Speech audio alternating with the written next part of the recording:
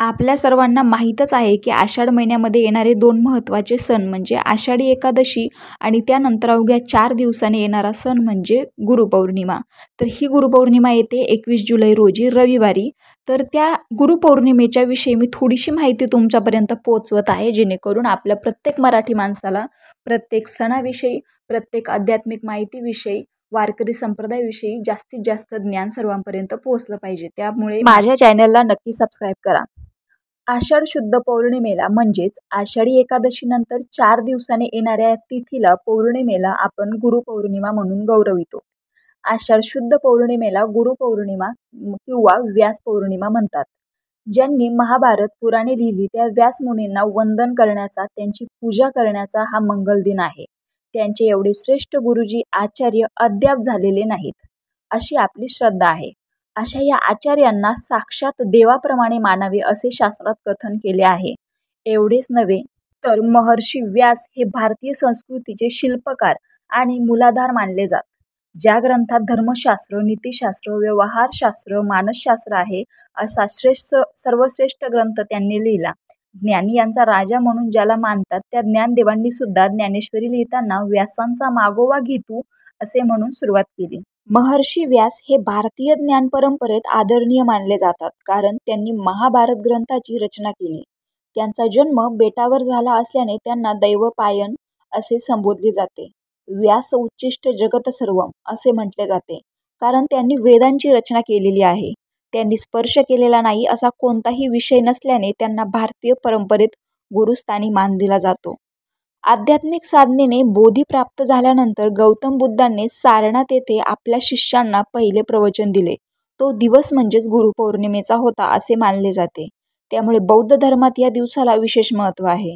दत्त भक्तांसाठी सुद्धा हा पुण्यवान दिवस आहे. या दिवशी शिष्य आपल्या गुरुची पंचोपचारे पूजा करतो, आपल्याला मिळालेल्या कृपादानाबद्दल कृतज्ञता व्यक्त करतो आणि पुढील वाटचालीसाठी आशीर्वाद घेतो. वेगवेगळ्या पंथ व संप्रदाय हा ईश्वर भक्तीकडे जाणारे मार्ग शोधणारे मुमुक्षु पारमार्थिक या दिवशी भक्तिभावाने गुरूंचे पूजन करतात व गुरुदक्षिणा देऊन कृतज्ञता व्यक्त करतात.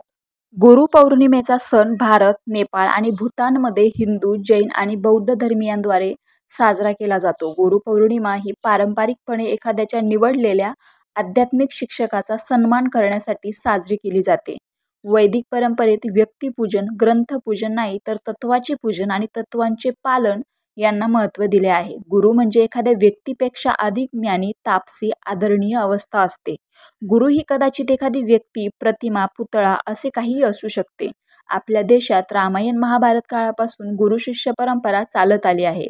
आपण ज्यांच्याकडून विद्या प्राप्त करतो, मिळवतो त्याच विद्येच्या बळावर आपण सर्वांचा उद्धार करीत असतो. अशा या गुरूंना मान देणे, आदराने कृतज्ञता व्यक्त करणे हे आपले आद्य कर्तव्य होय. खरं गुरुपूजन, खरी गुरुपूजा म्हणजे गुरूंनी आपल्याला जे ज्ञान दिले आहे, जो बोध केला आहे, जी शिकवण दिली आहे त्याचे प्रत्यक्ष आचरण करणे.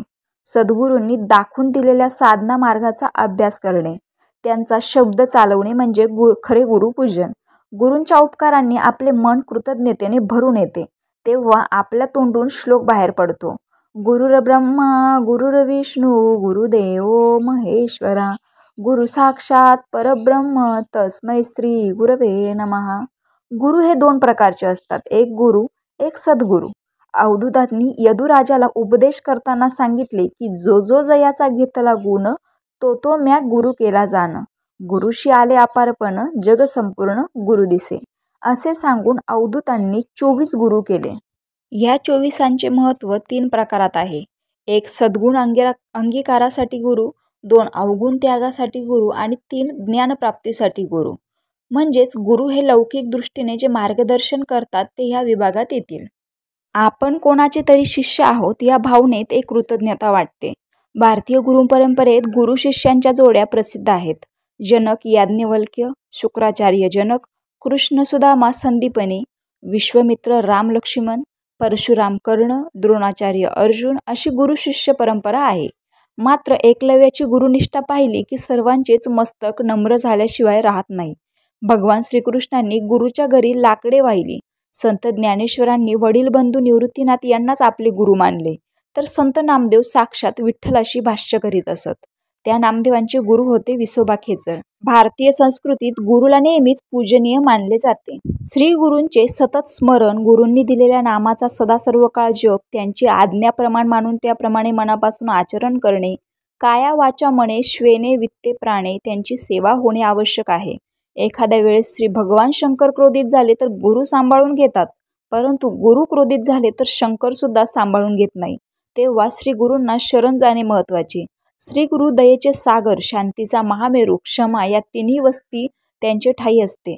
भुक्ती मुक्ती देणारे त्रिकाल ध्यानी ध्यानास बसल्यास त्यांचे स्मरण, पूजेत श्री गुरुचरण मंत्र, त्यांनी दिलेले नाम एवढे झाल्यास श्री गुरूंची कृपा होऊन साधक मोक्षाप्राप्त होतात. जेव्हा श्री गुरूंचेच भजन, चिंतन, स्मरण, नमन करावे.